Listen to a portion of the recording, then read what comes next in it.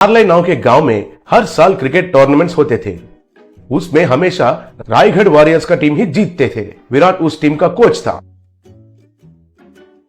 एक दिन cricket tournament का व्यवस्था करने वाला लालचंद विराट से, इस बार से आपके रायगढ़ वॉरियर्स को टूर्नामेंट से निकाल रहे हैं।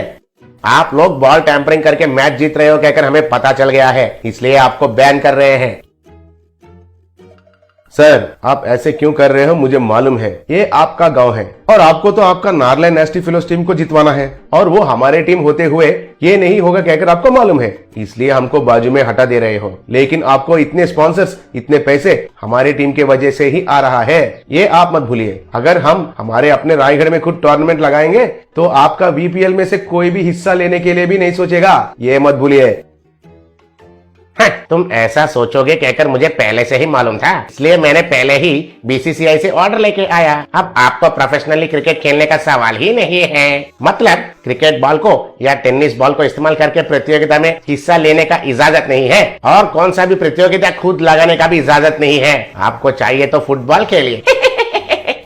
विराट को पांव के नीचे जमीन हिल गया जैसा लगा। तब विराट ने यह बात उसके टीम को बताया। वो लोग हैरान होकर सर पकड़ लिए। एक दिन विराट कुछ काम के लिए नलभीमपेट नाम का गांव में गया। बस स्टैंड में रिक्शा के लिए इंतजार कर रहा था। तभी उसके सामने से एक जीप गया। उस जीप को पहिए के बदले परोटा लगा हुए थे। विराट उसे देखकर चौंक गया।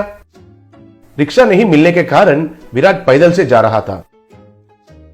रास्ते में एक आदमी हथौड़े से बर्तन को ठीक कर रहा था। उस हथौड़ा को लोहे के बदले बड़ा सा मैसूर पाक लगा हुआ था। तब विराट को कुछ भी समझ में नहीं आया। फिर वो थोड़ा आगे जा रहा था। तब वहां एक झोंपड़ी के छत के बदले एक बड़ा सा प्लेन डोसा लगा हुआ था। दूसरा तरफ देखा तो एक रोड रोलर को बड़े बड़े से लड्डू लगे हुए थे। वो लड्डू रोड को अच्छे से दबा रहे थे। तब विराट पागल हो गया और सर पकड़कर बैठ गया। तभी एक आदमी उस तरफ जा रहा था तो उसे रोककर, विराट सुनिए जी, इस गांव में ये सब क्या चल रहा है? इस गांव में जहां भी देखा वहां सब खाने का चीज ही है सर। मुझे तो कुछ समझ में नहीं आ रहा है सर।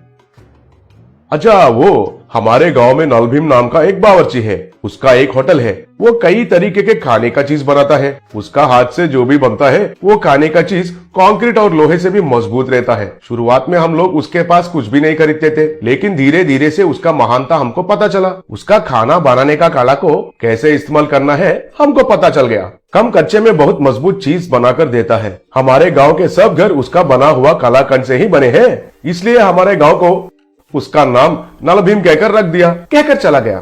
तब विराट को एक बहुत बढ़िया विचार आया। विराट तुरंत नलभीम होटल को गया।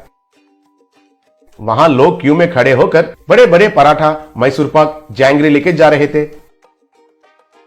तब विराट नलभीम के पास जाकर उसके साथ जो हुआ था उसके बारे में बताया।